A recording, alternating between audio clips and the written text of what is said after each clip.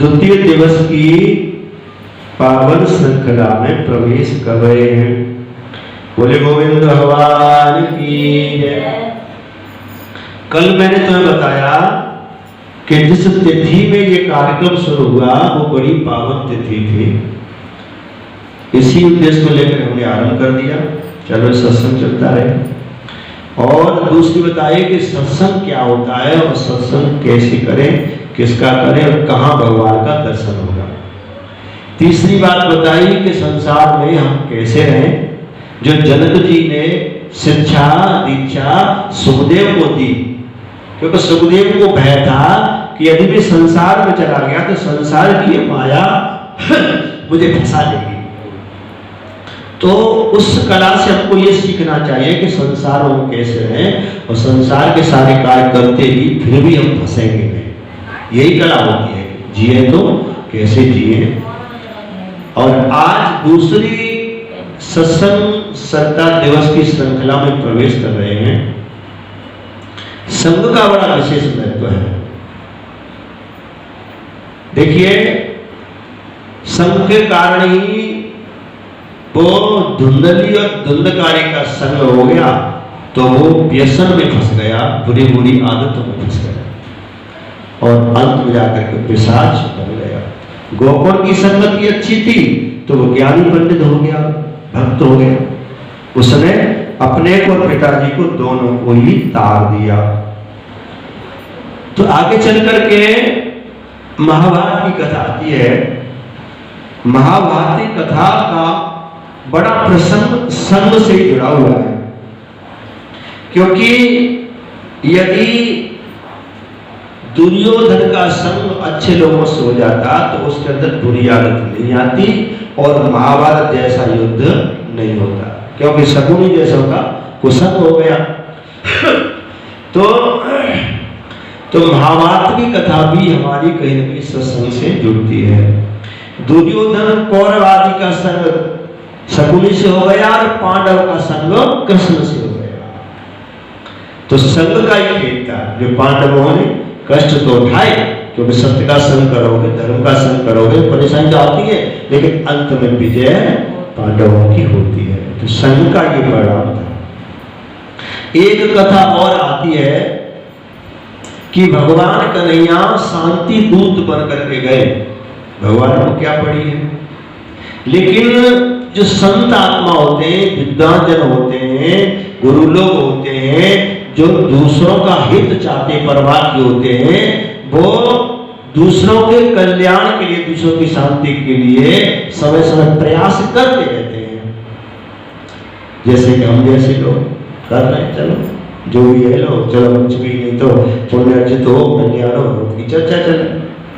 तो ऐसे ही भगवान ने भी ये सिखाया हमको कि किसी बड़ी से बड़ी लड़ाई झगड़े आदि व्याधि को टालने के लिए पहले हम लोग प्रयास करें। ऐसा प्रयास करें कि वो बला टल जाए, क्योंकि युद्ध में तो नुकसान होता है, नाश होता है, खून खराब होता है। तो ये उन्होंने सिखाया। डायरेक्ट हम ऐसा कोई और निर्णय न ले जिससे कि जनहानि, धनहानि और युद्ध जैसी और व्यवस्था बने। तो ये भगवान ने हमको सिखाया कि पहले हमें प्रयास करना चाहिए कि ऐसी कोई और आगे कहानी न बने, क्योंकि भगवान को यहाँ कुछ करने की आवश्यकता नहीं है, बल्कि हम तुम लोग संसार वालों को ही एक ज्ञान सिखाने के लिए, सीख देने के लिए वो नाना प्रकार के कार्य करते हैं। और जब वो कार्य करते हैं तो उन्हीं का इतिहास बन जाता है, वही फिर कथा कहलाती है। क्योंकि भगवान यहाँ आए, महापुरुष आए, गुरु लोग आए, बड़े लोग आए, उन्होंने क्या क्या किया और कैसे किया, उन्हीं की फिर एक हिस्ट्री बन जाती है। जैसे हम लोग कथा बोल देते हैं, सत्संग बोल देते हैं, जैसे हम पुराण बोल देते हैं। फिर उनको पढ़ करके हम उनके रास्ते पर चले और उनकी बात माने, तो यही फिर कथा हो जाती है। एक कथा आती है कि द्रौपदी चीरहरण। बताया हमने कि कल अक्षय तृतीया के दिन ही द्रौपदी का चीर हुआ, उसकी रक्षा भगवान ने की थी, इसलिए अक्षय गर्भ चीर बना दिया। तो द्रौपदी, इससे हमें यह सीखना चाहिए कि पहले हम आन मान शान की रक्षा करें, प्रयास करें, पुरुषार्थ करें। ये नहीं है कि हाथ पे हाथ धरे बैठे। हमारे जीवन में कोई भी समस्या आती है, कोई दुख आता है, कोई परेशानी आती है, कोई बाधा आती है, तो उसका हम प्रयास करें, क्योंकि भगवान ने एक बहुत बड़ा हथियार हमको दिया है। मानव का तन तो दिया ही दिया है, लेकिन तन देने के साथ साथ एक बुद्धि भी दी है।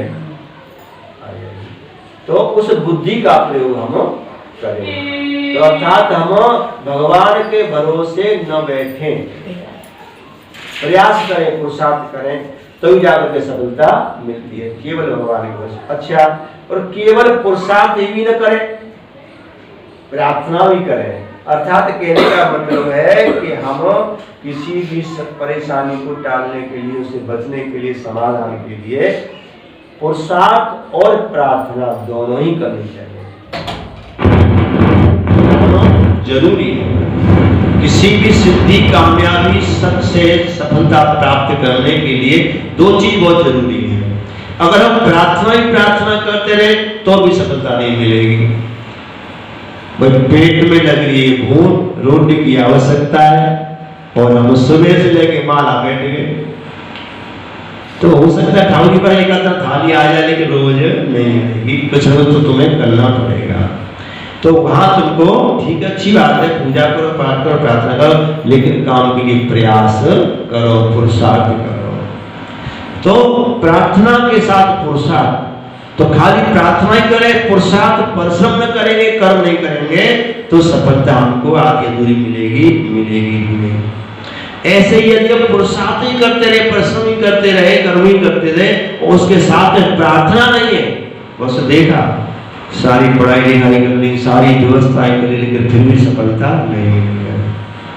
तो क्योंकि पुरुषार्थ तो किया, लेकिन परमात्मा की कृपा नहीं प्राप्त की, प्रार्थना साथ में नहीं लेके चले। तो प्रार्थना और पुरुषार्थ हम दोनों लेकर के चलेंगे, सफलता निश्चित मिलेगी। यही हुआ द्रौपदी की जब लाज लुट गई थी, चीरहरण हो रहा था, तो पहले प्रार्थना नहीं करी उसने, पहले पुरुषार्थ किया, परिश्रम किया है, अपने घर के, परिवार के, उन सबके आसरा ढूंढा कि मेरी रक्षा करो, मेरी रक्षा करो। लेकिन संसार वालों के लिए है, तुम खूब कहते रहो, लेकिन उसके शासक परमात्मा को जब हार करके, जब देखा कि अब कोई साथ देने वाला नहीं है, तब हार करके प्रार्थना करी। तो इस कथा से हमको सीखने को मिलता है कि हम बेशक शक्तिशाली हैं, क्योंकि द्रौपदी के अंदर घमंड था कि मैं तो 5 पति बड़े शक्तिशाली हैं, अर्जुन, भीम, नकुल, सहदेव जैसे महारथी, ऐसे धनुधर बड़े बलवान पहलवान हैं मेरे प्रति, तो कौन क्या बिगाड़ सकता है। तो इसी अभिमान, जब हम पे धन का, बल का, किसी का अभिमान हो जाता है, तभी वही हम धोखा खाते हैं। तो इस अभिमान को लेकर के उसने प्रार्थना नहीं करी, पुरुषार्थ तो किया, जबरदस्ती उसको खींच के लाए तो आई नहीं है, वहां भी कही, वहां भी, लेकिन प्रार्थना जब अंत में जब हार गई, पुरुषार्थ काम नहीं आया, तब प्रार्थना करी, तब भगवान आ गए और उनकी रक्षा की। बोले आनंद कर भगवान की जय। तो इसलिए हमें यह सीखना है इससे कि पुरुषार्थ और प्रार्थना दोनों ही साथ लेके चले। अगर पुरुषार्थ ही हम करेंगे तो घमंड आ जाएगा कहीं न कहीं, प्रार्थना नहीं होगी, और प्रार्थना होगी तो घमंड नहीं आएगा, भगवान रक्षा करेंगे। अब युधिष्ठिर महाराज बड़े ज्ञानी हैं, लेकिन उनसे भी बड़ी गलती हो गई, भूल हो गई। क्या भूल हुई कि जब जुआ का खेल हो रहा था, तो उसमें दुर्योधन बैठा था, तो दुर्योधन ने कहा कि मेरी जगह पर मेरे मामा बैठेंगे, मामा शकुनी, उन्होंने चाल थी पहले से ही, मामा शकुनी बैठेंगे, और धर्मराज युधिष्ठिर, यदि तुम चाहो तो किसी और को भी बिठा सकते हो। लेकिन दुर्योधन ने तो शकुनी को बिठा दिया, लेकिन धर्मराज युधिष्ठिर ने भी यहां गलती करी। क्या गलती करी कि नहीं, उन्होंने अपने आप को बड़ा योग्य समझा, बड़ा काबिल समझा, बड़ा, और उस खेल में तीरंदाज समझ लिया अपने आप को और खुद ही बैठ गए। अगर उस समय धर्मराज ये कह देते कि मेरी जगह पे मेरा कन्हैया बैठेगा, मेरी जगह पे द्वारकाधीश गोविंद बैठेंगे, तो फिर हार का मतलब था ही नहीं, हार नहीं होती।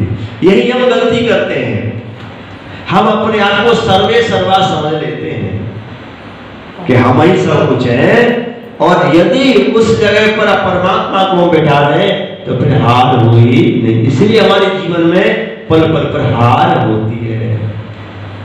जाते तो है शरण में, लेकिन जब सातों फूट जाती हैं, जब जाते हैं तो पहले से ही उसको अपने हृदय रूपी आंगन में, अपने हृदय रूपी सिंहासन को से पहले स्थान दे दें, तो हार का मतलब होगा ही नहीं। तो यही दुष्ट ने गलती करी, जैसे कि छत से छिपकलियां उल्टी। किसी संत ने पूछ लिया कि छिपकली बड़ी पागल है, तू उल्टी लटी गई यहाँ से? तो छिपकली बोली, महाराज मैं छतें रोक रही हूँ, जब छत को साध रही हूँ वो छत गिर न जाए। तो ऐसे ही हम लोग अपने आप को सर्वे सर्वा समझते हैं, तब जाकर के हमें और परेशानी उठानी पड़ती है। धर्मराज कहते थे तो हार होती। तो धर्मराज ने भी और अभिमान और बस और श्री कृष्ण को उस स्थान पर नहीं बिठाया। तो इसका मतलब है कि हमें हर स्थिति में परमात्मा को साथ में लेके चलना पड़ेगा। दुर्योधन की कहानी भी इसी तरह से है कि दुर्योधन ने, देखो क्या होता है कि किसी चीज की अति हो जाती है, किसी चीज की अति हो जाती है तो उसका भयानक परिणाम होता है। अब दुर्योधन ने अति पर अति कर दी, तो फिर उसका परिणाम क्या होगा? सर्वनाश। भाई सबसे पहले अति तो एक जुआ चाल की, कपट चाल चली। दूसरी अति कर दी कि चलो जुआ हो गया होगा, कोई बात नहीं है, लेकिन द्रौपदी को भरी सभा में कितना दिया। उसके बाद भी वनवास दिया, 12 वर्ष का वनवास, 1 वर्ष का अज्ञातवास दिया। और उसमें भी ये चाल चली कि उसमें भी लाक्षागृह बनवा दिया, उसमें जलाने की उसने चाल चल दी। तो मतलब चाल पे चाल चली, तो अंत में उसका परिणाम ये हुआ कि उसने भगवान को बुला करके और ये चालें चली, तो अंत में सबका सर्वनाश हो गया। इसीलिए निर्बल को न सताइए, जाति मोटी हाय, और मुई खान की सांस सो सार वसम। तो इसलिए ज्यादा सताने का अंतिम परिणाम है कि सर्वनाश निश्चित है। एक बात और सीखने को मिलेगी कि यदि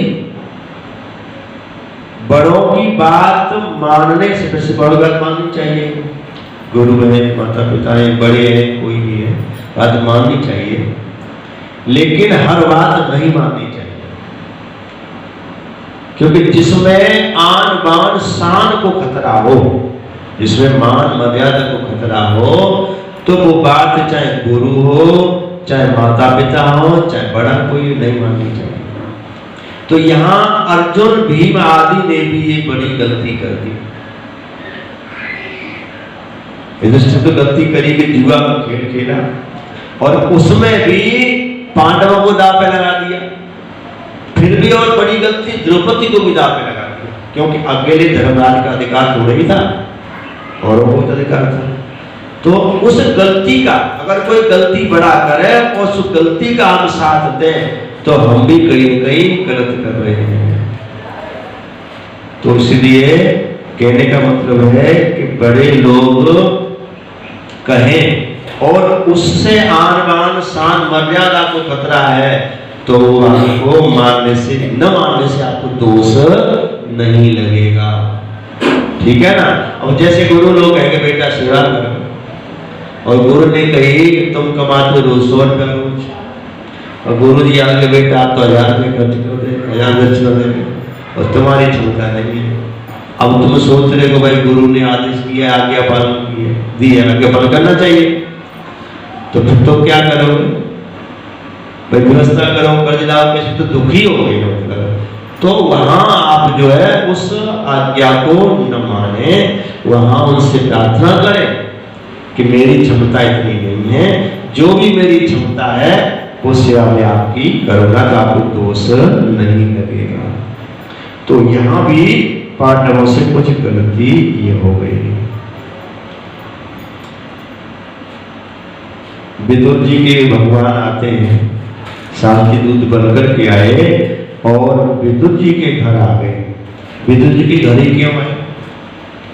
क्योंकि विदुर एक ऐसा नीतिवान भक्त है और वो जानता है, क्योंकि जब उन्होंने भगवान ने जो बचपन में लीलाएं की वो सारी कहानी विदुर को पता है, तो वो ये जानते हैं कि ये कोई साधारण नहीं है, ये साधारण नहीं है, ये नारायण है। और जो समझ ले कि ये नारायण है या परम शक्ति है, तो फिर वो दिन रात याद करता है और फिर वो ऐसा जीव अपने हृदय रूपी घर में भगवान को पुकारता कि एक बार मेरे हृदय रूपी आंगन में आप आ जाइए, इसमें विराजमान हो जाइए। तो ये विदुर क्या है? विदुर ये जीव है, हम तो जीव ही विदुर है, लेकिन विदुर वही है जो हर समय भगवान को हृदय रूपी आंगन में बिठाने का प्रयास करता है। तो हर समय तुम याद करोगे, इसीलिए तो कहता है कि याद है तो आबाद है, भूल गई तो बर्बाद है। तो इसीलिए हर समय याद करो, तब जा करके तुम्हारे हृदय में भगवान का और वास होगा, तब फिर आएंगे वो। और जब आ जाएंगे तो फिर आनंद ही आनंद है। तो इसीलिए विदुर के घर में आए। लेकिन यहाँ विदुरानी ने गलती कर दी। क्या गलती कर दी? कि इतना भागवत खोजा। भाई विदुरानी क्या गलती करी? भाई खिलाने की जब केला के छिलका खिला दे, कोई छिलका खिलाने की चीज है भाई, इतने भी कोई आ जाए तुम्हारा प्रेमी कोई खास, तो उसके प्रेम में, उसके भाव में इतने भी अंधे मत हो जाओ कि जो चीज नहीं करने की वो करने लग जाओ। वहां भी थोड़ा मोह सवास, उसको भक्ति का नाम दे दिया है, भाव का नाम दे दिया है, अच्छी बात है कि भाव में नहीं देखा जाता है, लेकिन फिर भाव भी तो ज्यादा ठीक नहीं है। इतना तो थोड़ा रखना चाहिए कि भगवान आए, नारायण आए, तो उनकी सेवा कैसे करी जाए। तो वो तो भगवान है ना। अगर कोई वैसे साधारण आ जाए और बाप को तुम केला के छिलका खिला दो, तो छिलका फेंक के तुम तुम्हारे, तो कहने का बंदर जी आगे देखो,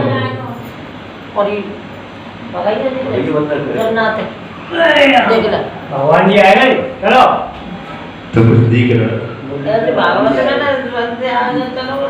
तो कहने का मतलब है इतना हमें ख्याल रखना चाहिए। कभी कभी देखा है हमने, तो विद्वानी ने केला के छिलका खिलाए, तो भगवान है, भगवान खा गए, लेकिन आजकल नहीं ऐसा हुआ। इसलिए भाव में ज्यादा नहीं होना चाहिए। तो भाई भाव अच्छी बात है, भाव तो हम जब जाने कि भाव है, प्रेम है, तो हमने तो आज रूखी रोटी खाई, तो मैंने घर पे और कोई आ गया तो भाव तो उसे कहते हैं कि भाई हम तो रोटी खाए ठीक है, लेकिन हमारे घर पे आए तो भाई बकरी टिक्की ला के नहीं खिलाओ, ये भाव है। हमने तो वो दाल से रोटी खाए नहीं, और कोई आया तो भाव तो ये है। तो भाव ये नहीं है कि उसके लिए दाल या नमक बना के रख दिया कि भाव है खाओ, नहीं। तो भाव यही है कि ज्यादा से ज्यादा हम उसकी सेवा करें, तो भाव है। तो जब यहाँ सेवा दुर्योधन को समझाया, लेकिन नहीं बात मानी, विराट स्वरूप दिखा दिया, अंत में विदुर जी की मेहमानी स्वीकार करी। क्यों कहते हैं ना कि प्रेम का भूखा हूं मैं, प्रेम ही एक सार है, और प्रेम से भजो बेड़ा और उसे बेड़ा पार है। ऐसे ही होता है, अतिथि का ये धर्म है। अतिथि अचानक जो आ जाए तो उसकी सेवा ऐसे ही की जाती है। भाई देखो, एक तो आया तारीख लेकर के, समय देख फोन करके आया, फोन करके आया तो बहुत सारी व्यवस्था बनाएंगे। हाँ, और एक अचानक आ जाए तो अचानक की व्यवस्था नहीं ले करके तो भी उसकी व्यवस्था जो भी हो जाए, जो भी करने की जांच करनी चाहिए। तो वो एक अतिथि देवो भव इसीलिए कहा है, लिखा है कि आमत ही हर्षो नहीं और नैनन नहीं स्नेह, तुलसी वाहन जाइए चाहे कंचन वर्षे में। ऐसे घर आते ही तुम प्रसन्न न हुए, मोहर बनाए लो। बहुत से ऐसे है कि जैसे द्वार पे आया और वो तो घर से निकल लेते, लेकिन न मिलेंगे चला जाएगा। लेकिन ऐसा नहीं करना चाहिए। अतिथि अर्थात ग्रस्त जब ही बड़ा है, कहते हैं कि सन्यास बड़ा या ग्रस्त बड़ा है, तो ग्रस्त भी बड़ा है और सन्यास भी बड़ा है, बल्कि दोनों अपने अपने धर्म का पालन करें।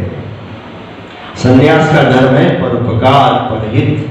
अगर सन्यासी के दिल में, साधु के दिल में दूसरों का दुख दूर करने की इच्छा नहीं है, परहित नहीं है, परमार्थ नहीं है, तो वो सन्यास धर्म बेकार है, सन्यास आश्रम बेकार है। और गृहस्थ में अगर अतिथि की सेवा नहीं है, अतिथि का सत्कार नहीं है, तो फिर गृहस्थ बेकार है, वो गृहस्थ धर्म से वंचित हो जाएगा।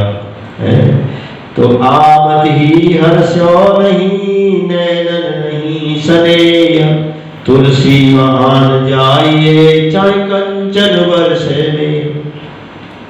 आमत ही फूलो फिरे जामत दीजे रोय, तुलसी ऐसे मीत गर्भू कोई जइयो सोए। तो ऐसे घर जाकर के जो भी मिल जाए वो पा लेना चाहिए, क्योंकि प्रेम है, और प्रेम है तो फिर वहां सारी सेवा अपने आप होती है।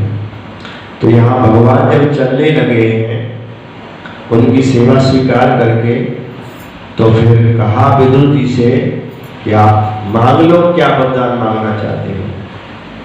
तो अगर तुम्हें कोई वरदान भी कहे, भगवान कहे, तो क्या मांगोगे।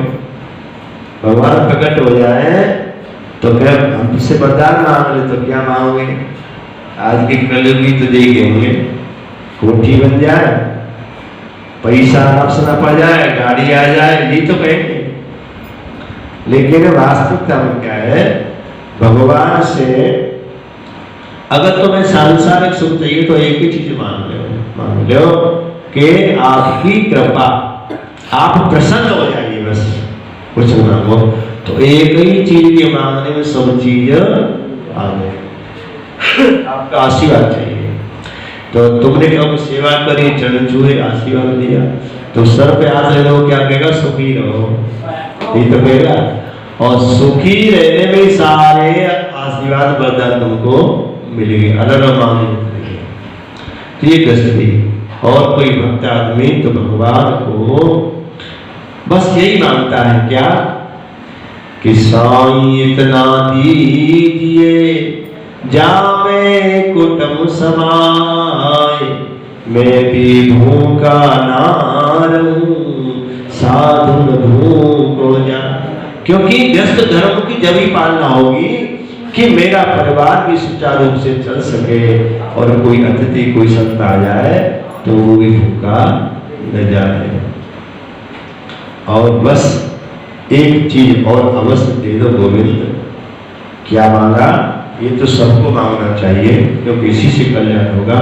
बताया कि हर सांस में हो सुमिरन तेरा, हर सांस में हो सुमिरन तेरा, यूं बीते जाए जीवन मेरा, यूं बीते जाए जीवन मेरा।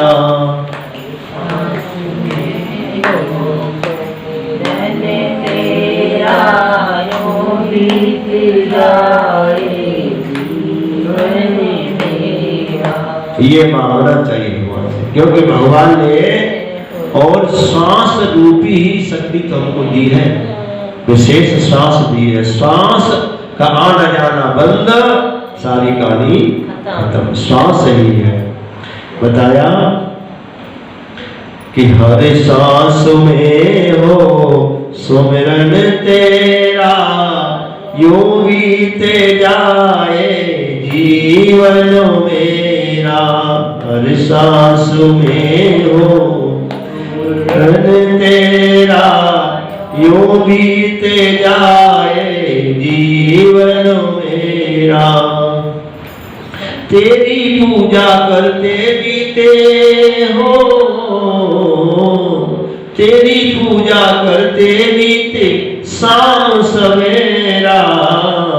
हर सांस में हो सुमिरन तेरा, यूं ही जाए जीवन मेरा। मेरे राम मेरे श्याम, मेरे राम मेरे राम।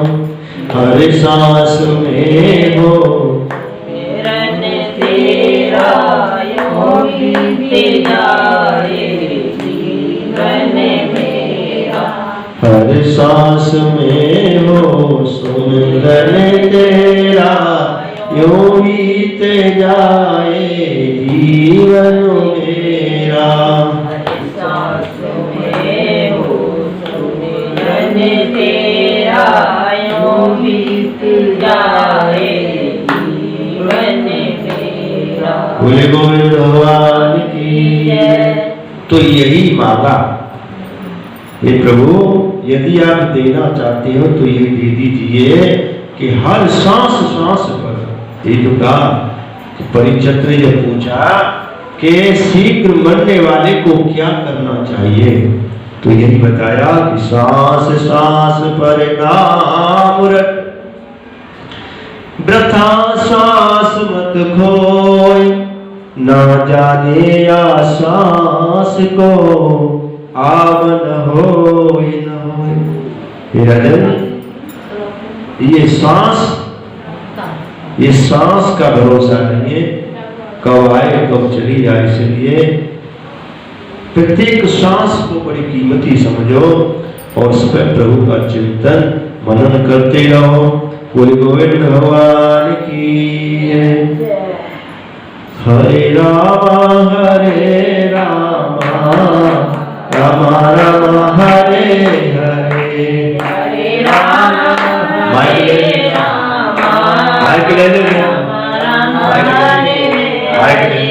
हरे कृष्णा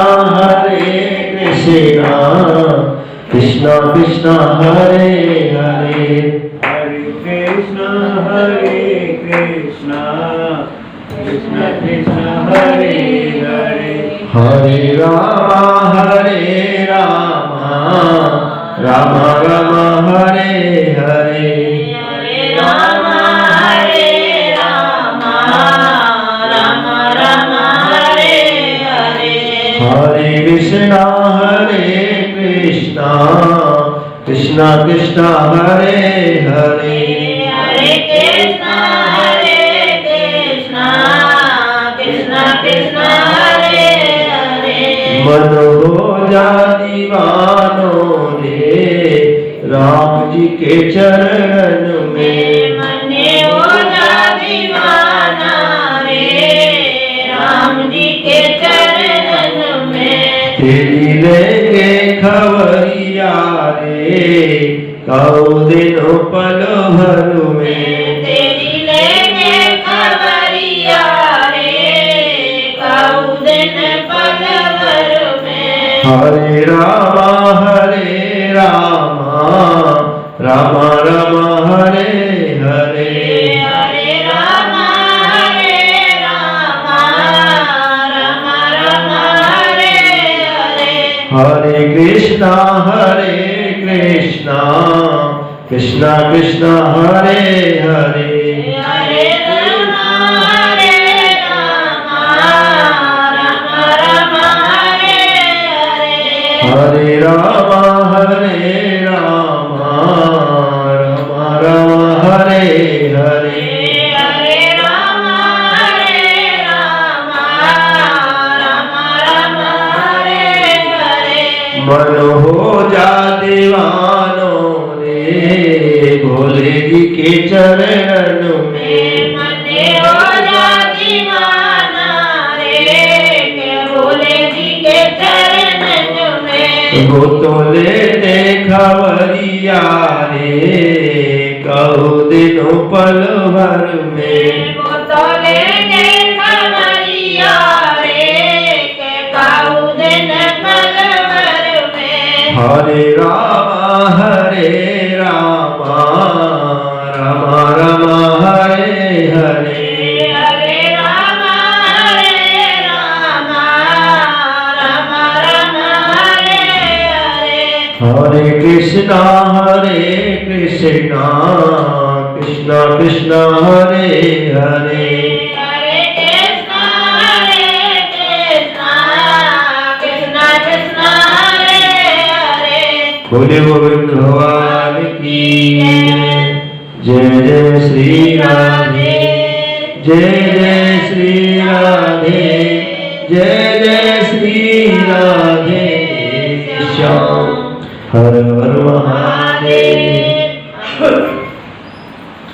तो यहां बताया परीक्षित को श्राप लगा, आगे चल करके महाभारत खत्म हो गया।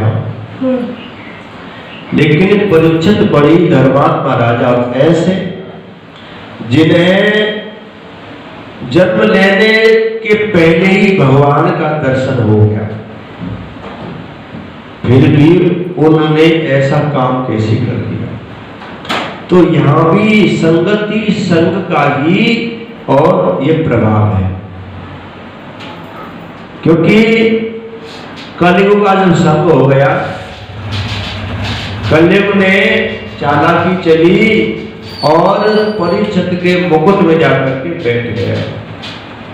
कलयुग का दूसरा नाम ही ये शनि है, कुछ राहु श्री को बता देते। और जब ये कुदृष्टि में आते हैं तो सिर को ही पकड़ते, पे दिमाग पे ही बैठते हैं, बुद्धि पर बैठते हैं। और जब बुद्धि पर बैठ गए हो, अब वो ऐसे धर्मात्मा, जब भक्त ज्ञानी तपस्वी धर्मात्मा के ऊपर ही कलयुग विराजमान हो जाएगा, तो फिर कैसे बात करेंगे, फिर कौन बच पाएगा। भाई परीक्षित तो बड़े धर्मात्मा थे, लेकिन फिर भी कलयुग के ऊपर सवार हो गया। क्यों हो गया भाई? पापी के जो पुण्यात्मा नहीं है, भजन नहीं करता, पूजन नहीं करता, जो बुरे व्यसन में फंसा, उसमें तो कलयुग आना ही आना है। लेकिन धर्मात्मा के ऊपर आ गया, ये बड़ी अचंभे की बात है। भाई पापी नरक में जाए ये तो कोई बड़ी बात नहीं है, तो जाना ही जाना है। लेकिन कोई भक्त नरक में जाए तो ये बड़ी बात है, बड़ी सोचने की बात है। तो वहां क्यों आया? परीक्षित के ऊपर कलयुग का वास क्यों हुआ? क्योंकि उसने वचन में ले लिया। तो इसीलिए बड़े सोच समझ करके किसी को वचन दो, क्योंकि वचन तुम दे दिया तुमने और वचन को पूरा नहीं किया तो फिर तुम उसके पाप के भागी बनोगे। जो दे वचन न पूरा करही गौरव नरक जन्म सब पर। इसलिए बड़े सोच समझ के होश हवास में किसी को वचन दो, कोई भी, इसका बड़ा भयंकर परिणाम होना पड़ता है। और किसी से जल्दबाजी में या भय दिखा करके या डरा धमका कर या कैसे भी उससे भी वचन मत लो, उसका भी तुमको परिणाम होना है। तो यही हुआ, कलयुग ने अपने जाल में फंसा करके राजा परीक्षित से वचन ले लिए।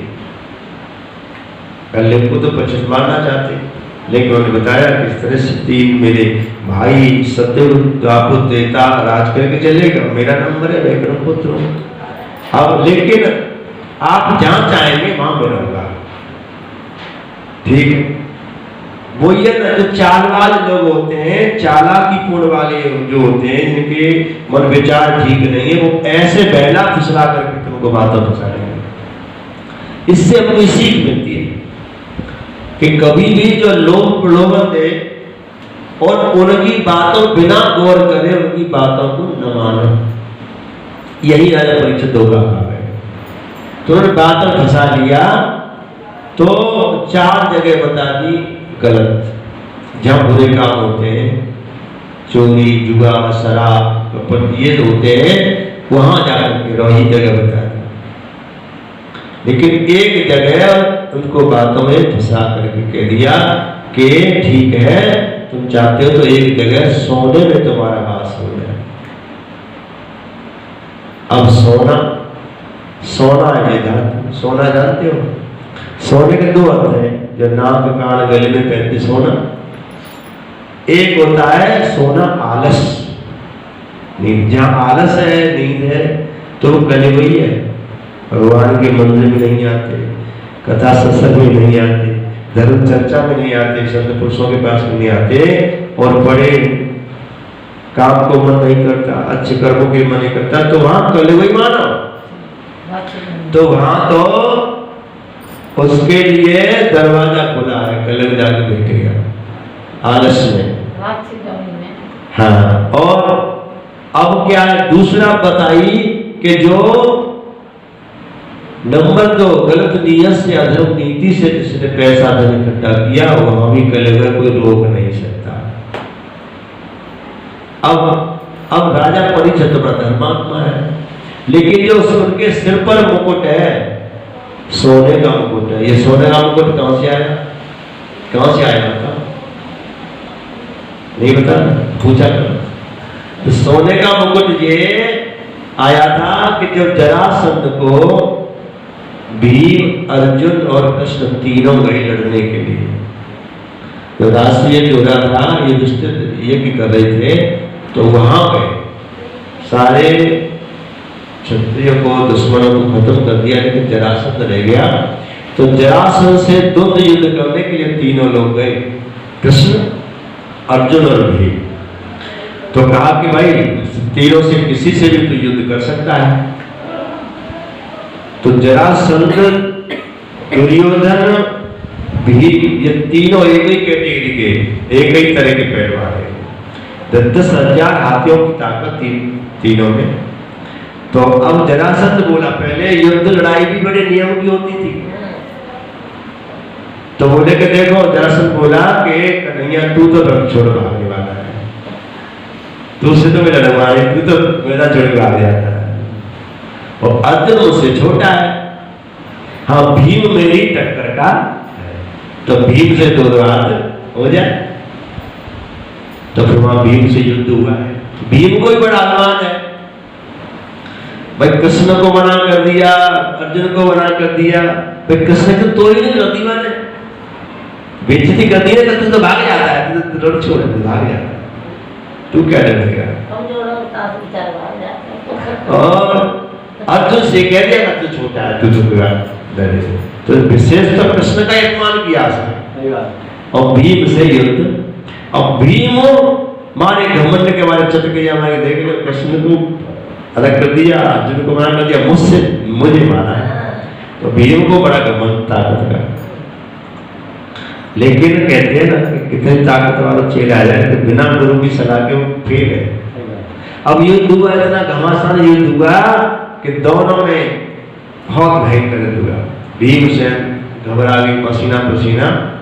लेकिन भीमसेन ने क्या किया कि जब कृष्ण की तरफ देखा तो कृष्ण ने इशारा किया। क्या इशारा किया? एक तिनका लिया, पत्ता लिया, पत्ता को बीच से चीर दिया, क्योंकि संत लोग गुरु लोग इशारा काफी है, और चीर के डाल दिया। भीम समझ गए, बिना कृष्ण जैसे गुरु की सलाह के बिना तो कुछ नहीं कर पाया कोई भी। दूसरा स्थल को, दुर्योधन को तुम्हारा ऐसे बड़ा तो चीर दिया, तो भीम समझेगा, तो धर के टांग पे पैर और चीर के डाल दिया। अब जैसे चीर के डाला तो फिर से वो जुड़ गया, क्योंकि ये 2 भागों में पैदा हुआ था, अलग अलग 2 माँ थी इसकी, दर्शन की 2 माँ थी, तो 2 से अलग अलग आधा ऐसा पैदा हुआ। अब फेंक दिया तो एक जरा नाम की राक्षसी ने देखा पड़ा है तो उसने उठाया तो उनको जोड़ दिया और जोड़ा तो जिंदा हो गया। तो जरा संधि, जरा ने संधि कर दी, इसका नाम हो गया जरासंध। तो ये राज किसको पता है? कृष्ण को। तो उन्होंने फिर कहा अब जुड़ जाए दोबारा, तो उन्होंने पत्ता दोबारा लिया और चीर करके उल्टा डाल दिया, वो इधर उधर कर दिया। तो जब भीम ने देखा तो कुल मिला के उसको इस चीर दिया, मार दिया। फिर वहां से पहले ऐसा नियम था कि जिस राजा को हराना हो उस राजा का मुकुट ले लेते थे, तो यहाँ से मुकुट लेके आए और जरासंध का वो सोने का मुकुट जिसने लूट खसूट करके, बेईमानी करके, चोरी करके, छीन के चिपट के और वो सोने का मुकुट उसने बनाया था, उसको ले आए। लेकिन प्रयोग में नहीं लिया, सब हुआ लेकिन प्रयोग में नहीं लिया, रख दिया छिपा करके।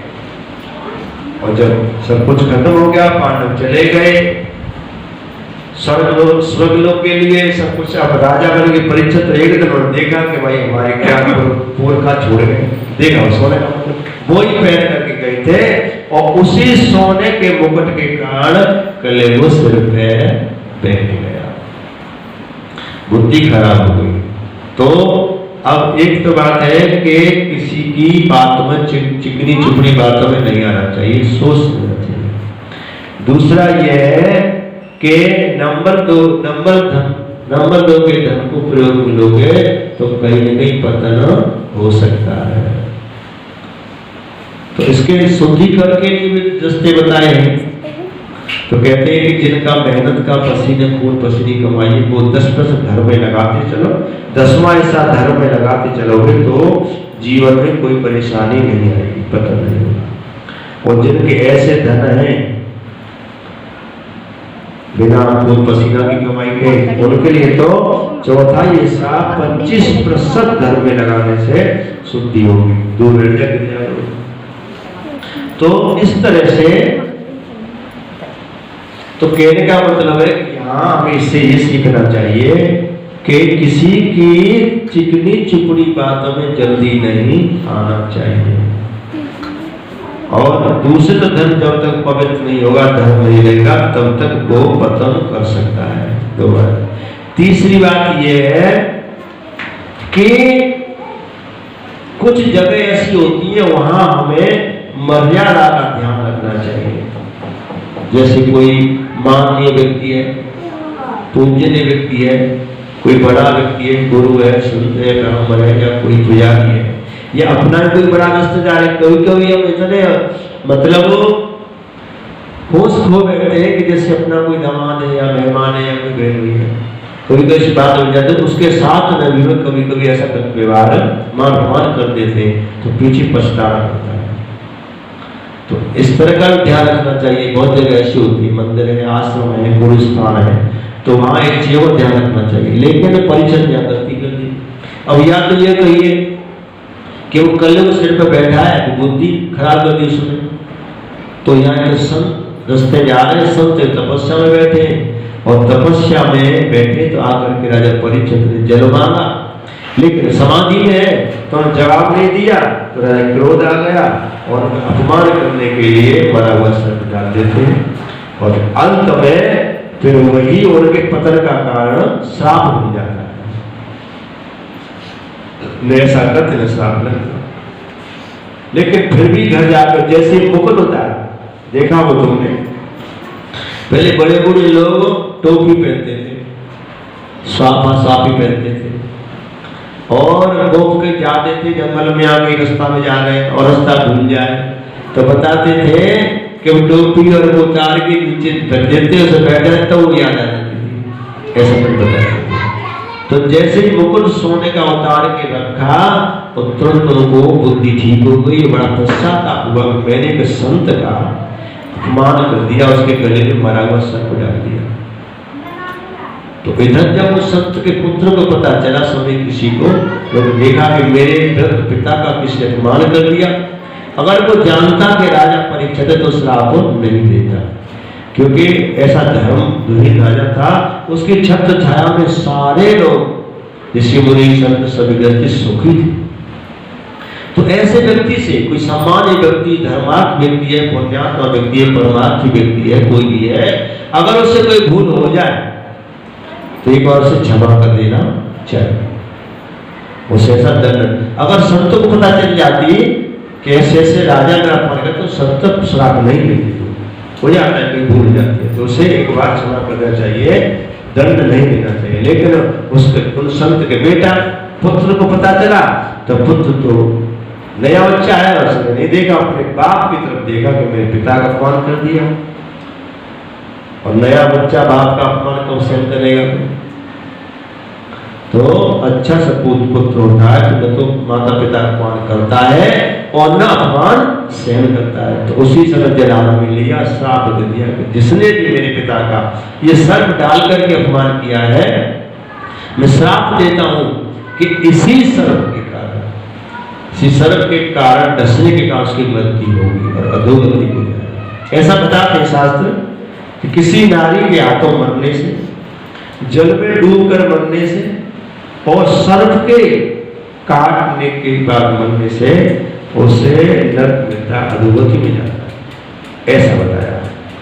तो जब उसको पता चला, जब संत की आंखें खुली, करे ये तो मेरे पुत्र ने बड़ा श्राप दे दिया, राजा को नरक मिलेगा, अधोगति मिलेगी, तो उसी समय खबर पहुंचाई कि राजा ने ऐसे से मेरे पुत्र ने आपको श्राप दिया है, देखो संत कितना अच्छे, श्राप दिया है, आप अपनी मुक्ति का उपाय कर लो।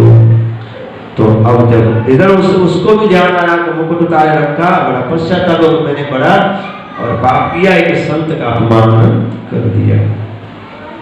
इधर खबर पहुंची तो फिर उसी समय अगर कोई वाली का राजा होता तो जाकर के संत के आश्रम को छीन कर देता और संत को जाके मार देता। लेकिन धर्मात्मा राजा था, उसने और सब कुछ छोड़ दिया और जाकर के गंगा के किनारे हरिशन पर बैठ गए और प्रार्थना की। अब सुनिए, कुछ लोग कहते हैं कि गुरु किसे बनाए, गुरु कहाँ ढूंढे, गुरु का कैसे पता करें, क्योंकि इस देश में न जाने कैसे कैसे लोग हैं। तो यहाँ एक बात यहाँ सीखने को मिलती है कि राजा परीक्षित कहीं भी गुरु की खोज में नहीं गए। अगर खोज में जाते तो शायद है कि उनके 7 दिन खोज में निकल जाते। तो वो गंगा के किनारे अर्थात वहां जाकर के और आसन लगाया, बैठ के भगवान के ध्यान में, उसी ध्यान में जो छवि, जो कन्हैया की छवि उन्हें गर्भकाल में देखी, जिनकी छत्र छाया में उनके प्राणों की रक्षा हुई, तो उन्हीं का ध्यान किया और ध्यान करने लगे। तो कहते हैं कि वही भगवान कन्हैया सुखदेव का रूप धारण करके आ गए। कुछ लोग कहते हैं कि सुखदेव जी स्वयं चल करके आए समाधि में से, कुछ संत कहते हैं कि स्वयं भगवान शंकर, सबसे पहले बड़े व्यास तो भगवान शंकर ही है, तो भगवान शंकर सुखदेव का उद्धार करके आए। कुछ विद्वान कहते हैं कि कोई नहीं, स्वयं कृष्ण ही सुखदेव का रूप धारण करके अपने भक्त का कल्याण करने के लिए आए। बोले कृष्ण कन्हैया लाल की। तो इस तरह से आकर के उन्होंने और उपदेश किया और ज्ञान दिया। बताया सबसे पहले कि कलयुग बुरा है अच्छा है, कलयुग बुरा है अच्छा है। कलयुग के अंदर बुराई है, बहुत सारी बुराई है, लेकिन एक अच्छाई भी है। कलयुग के अंदर एक अच्छाई है कि सतयुग त्रेता द्वापर में और मनसा पाप लग जाता है, लेकिन कलयुग में बिना किए चैतन्य पाप नहीं आता है। कलयुग में पहले अन्य युगों में मन से तुमने पाप सूख दिया तो लग जाता है, लेकिन कलयुग में जब से तुम तन से नहीं करोगे तब तक पाप आपको नहीं लगेगा। लेकिन इस बात का ये अर्थ मत निकाल लेगा कि हम तो मन से क्या बुरा सोचते हैं कि नाश है जाए, जीवन चाहे दिया जाए, या कुछ गलत सोचते रहे, सोचते रहे। तो सोचते सोचते सोचते सोचते करने का भी मन बन जाएगा, तो फिर पाप हो जाएगा। इसलिए सोचना भी ठीक है, लेकिन फिर भी कभी कभार गलत मन में कोई विचार आ जाए, गलत सोच आ जाए, तो सोच से पाप नहीं लगता है। कलयुग में ये खूबी है। और कलयुग में सबसे बड़ी खूबी है कि सत्ययुग त्रेता द्वापर में मुक्ति को तरस जाते हैं, कलयुग में प्रेम से राम कहो आराम घड़ी में पाते हैं। कलयुग में भगवान का कथा, भगवान की कथा, भगवान का नाम, भगवान का कीर्तन प्रेम से करोगे तो निश्चय ही आपको मुक्ति और भगवान के धाम की प्राप्ति अवश्य हो जाएगी। आप जो तुम समय दे रहे हो, जो तुम रात्रि में कथा में समय देते हो, कीर्तन में समय देते हो, मंदिर में आते हो, तो ये पुण्य तुम्हारे अर्जित हो रहे हैं। निश्चय भगवत प्राप्ति आपको होगी। आपका मनुष्य तन लेने का और वो लक्ष्य पूरा आपका निश्चित हो जाएगा। माना कि लोग तो बेवकूफ समझेंगे, कैसे पागल है, तो लेकिन परमात्मा के रजिस्टर में आपकी एंट्री हो गई है। कुछ तो वही पागल कहेंगे, कैसे चूतिया लग रहा है, कुछ तो वही पागल कहेंगे, और वो जो अपने आप को बड़ा होशियार समझेंगे, वो जो इसी में कूलर में पड़े हैं और देख देंगे हमें तो हंसेंगे, हंस रहे, तो उनको अंत में रोना पड़ेगा। सत्य यही है, क्योंकि मनुष्य तन जब ही मिलता है कि हम उससे वादा करके आते हैं, भूल जाते हैं। तो गिने चुने आदमी बाकी ईश्वर की यह कृपा होती है, तब तो जाकर के सत्संग और विवेक मिलते हैं। कहते हैं बिन हर कृपा सत्संग नहीं मिलता है, और सत्संग के बिना फिर वो भगवान नहीं प्राप्त होते हैं। तो ये है, तो हम तुम सब बेशक दुनिया की नजर में पागल बने, लेकिन बाकी नजर में तो हमें बहुत अच्छी जगह मिलेगी। बोले कृष्ण कन्हैया लाल की जय। गोविंद का सम्मान करना और भगवान को प्रसन्न करना है। तो इस तरह से कलयुग महान है। कलयुग में दो चीज बड़ी बताई है कि एक तो भगवान की प्राप्ति आनंद मिलता है, और दूसरा दूसरा ये है कि हमें बिना करे का पाप नहीं लगता है। इसीलिए कलयुग महान है। बोले गोविंद भगवान की।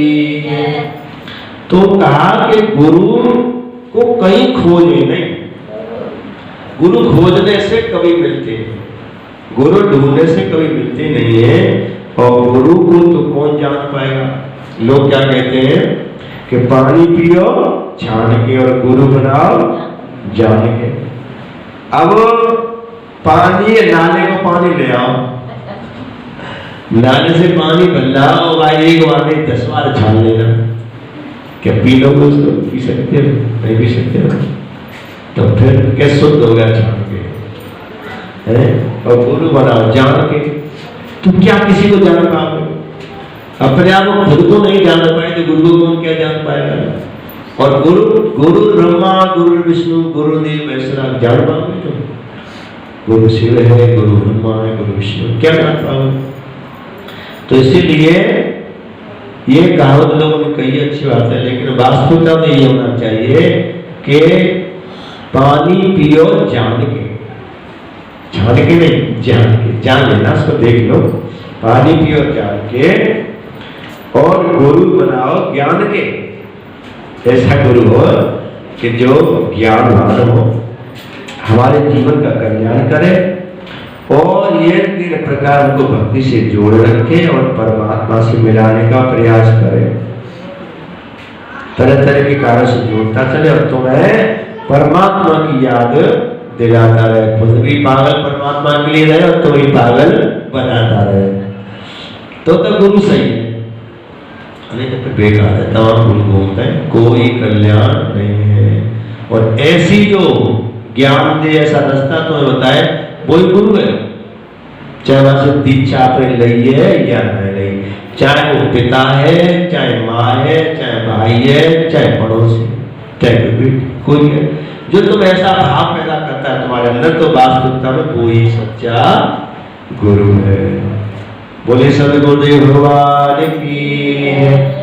तो यहाँ सुखदेव जी आ गए, बताया कि जब गुरु पाने के लिए सबसे बड़ा उत्तम साधन यही है, कहीं ढूंढो नहीं, कहीं जाओ नहीं, कहीं खोजो नहीं, बल्कि जिस परमात्मा से, जिस परमात्मा की छवि से आप प्रेम करते हो, कोई कन्हैया से करता है, कोई राम से करता है, कोई शिव से करता है, कोई भगवान से करता है, प्रेम तो उससे पहले से हो जाता है। और प्रेम न होगा तो गुरु की खोज ही नहीं, क्या गुरु बजाएगी नहीं। प्रेम तो, भक्ति तो गुरु के मिलने से पहले इसके अंदर आती है। ये तो प्रारब्ध का युग है, भक्ति ऐसी नहीं आती है। जन्म जन्मांतर के योग पुण्य जन्म होते हैं तब भक्ति उदय होती है। बहुत से कहते हैं कि 5 वर्ष की उम्र में और ध्रुव को भक्ति के लिए मन भरा नहीं, मतलब कितने जन्मों से उसकी भक्ति चली आ रही थी, तब 5 वर्ष की उसको उदय हो गया, उसका कल्याण हो गया, भगवान उनको मिल गया। तो कुल मिला के है कि उस स्थिति हम और पूजा अर्चना ध्यान प्रेम करना शुरू कर दे तो गुरु स्वयं चल करके आएंगे, वो इष्ट तुम्हारे गुरु भेज देगा। बोले सदगुरुदेव भगवान की। 4 बज गए, तो आज की सत्संग सत्ता यही रुकती है, कल की कल देखेंगे। और कल एक इनका प्रश्न था, हमारा प्रश्न योग है, माइक ले लो, माइक है माइक में बोल रहे हो।